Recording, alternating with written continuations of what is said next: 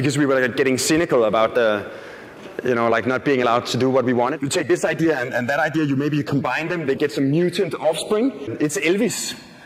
So you get this idea that sustainability or like sustainable life is a little bit less fun.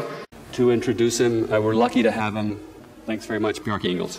So we did this project as a way of showing that architecture is not necessarily just about making beautiful details and like polishing and perfecting the corners. It could also be really applied at big thinking at the entire scale of a country.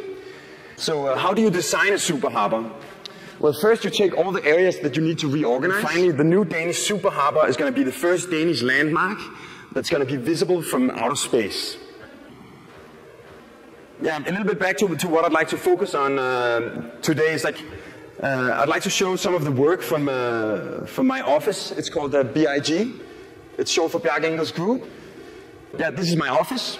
So we lost the competition, but then we had this meeting with the same guy from Guangxi, and he saw this project and he said, wow, that's the Chinese character for the word people. So we scaled the building up 3 times to Chinese proportions.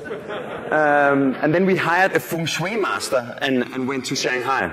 We're a Scandinavian office. I'm not sure if we totally believe in feng shui, but it's an important issue in China, and we would rather that we would pay our own feng shui master than somebody else would sort of analyze the building and find it un feng shui. So, and it made the governor of the Shanghai province come to the exhibition, and I had the chance to explain him the project in person. And his response was that with the People's Building, for the first time saw he an architecture that could bridge the gap between the ancient wisdom of China and the progressive future of China. So I totally think he's right.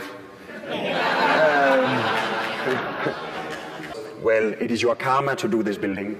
You can say like the classic image of the avant-garde is this idea of an angry young man rebelling against the establishment. This sort of idea of revolution, or that somehow that the avant-garde or the radical is always negatively defined as being against something else. But if your identity is defined by who you're against, you're almost like a follower in reverse. Like there's way too many ideas that can possibly survive. Only the best ones manage to make it to the next generation. And you take this idea and that idea, you combine them, they get some mutant offspring. A series of models we did for one project in Copenhagen. And as you can see, it's this ugly or violent process that gradually takes form.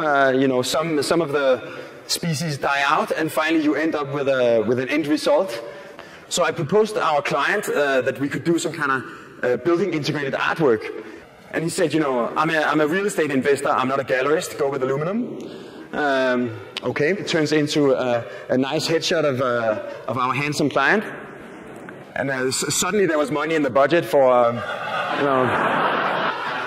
It gave rise to a new foundation in Copenhagen called the Foundation Against Misplaced Skyscrapers. And what they do is that they collect signatures against projects that they deem to be misplaced and skyscrapers. So like one of the architects in the office spent two days of his life sitting and building this model out of Lego. So for the final presentation, we presented the project and we handed the client the Lego model. Then he gave it to his son, and then he gave us the commission to do the project. You never really start with an agenda and then you go through with it. It's more like this sort of series of improvisations.